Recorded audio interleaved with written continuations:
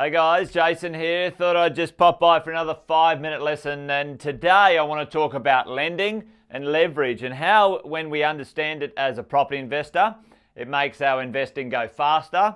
We can stay safe, we can work within our safe zone as a property investor, and we understand how we get a return on our capital, which is most important, because if you're going to put some money into the market, you're going to put some money into property, you're going to put some money anywhere, you've got to understand what your return is and how to get the most out of it. So let's go through it. I've already sort of pre-done a bit of an example here, so let's have a bit of a chat about what it means to use lending and understanding leverage.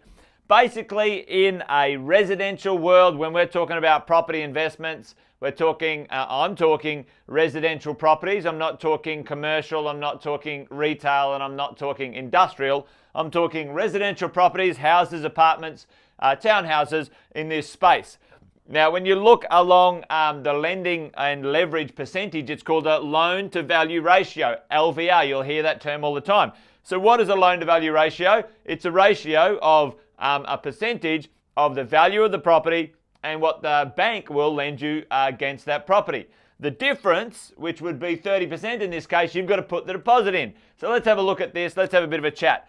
Often in the space of self-managed super at this point in time, SMSF, the general lending loan to value ratio is around the 70% mark. Now, purely as a deposit, if you were borrowing to buy a $500,000 investment property at 70%, you would have to put in $150,000.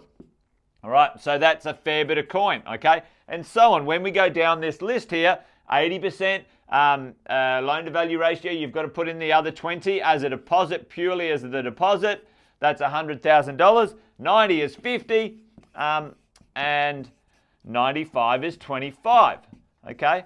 So you can see here a massive difference between your cash, okay, in the same property. If you borrow at 70% or 95% in the same property, the amount of cash that you've got to invest in that property as a deposit. Now, once you pass 90%, loan, LMI, lender's mortgage insurance comes into play, which you have to pay, and often it's another sort of 1 to 2% on top of that fee. So you've got to keep an eye on that, whether it's worth it. I call it pay to play in this space here. But let's have a look at this. If we were investing and what sort of return, let's say two things I want to have a bit of a look at, because I want to have a look at your return of your cash. Okay, all good and well, we understand how much we have to put into a property deal, but is that money working at the best growth or leverage as possible and getting us a return? Return of cash, $500,000 property. Let's say that property goes up in value $50,000. Okay, so it goes up 10%. Okay, over here, if that went up $50,000 and you put $150,000 in, return on capital, so the capital in itself, 33%. Okay, so 33% of the capital. Hey, that's a nice return of capital. But when we go here, if you only put $100,000 in, remember, it's the same property. All we're changing is the loan to value ratio. All right, 50% return on capital, 50%. So we've gone up massive in our return on capital because we put less in and we've got the same property. And then when we go down here, 100% return on capital, and down here, a 200% return on capital. Same property, same amount of return or capital growth on that property, but when we talk about return on capital, percentage return, the higher the loan to value ratio, the higher the return on capital invested in that property we get as a property investor. So a little bit technical today, but I want everyone to understand. So when it's appropriate, a higher loan to value ratio is good for us because it gives us a higher return on our capital.